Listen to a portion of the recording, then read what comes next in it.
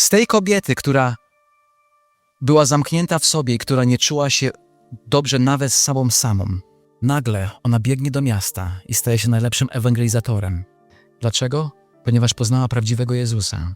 Nie tego religijnego, nie tego kulturowego. W jej życiu pojawiła się radość. Nagle jej wstyd zamienił się w radość. Nagle jej poczucie winy zostało wyparte przez przebaczenie.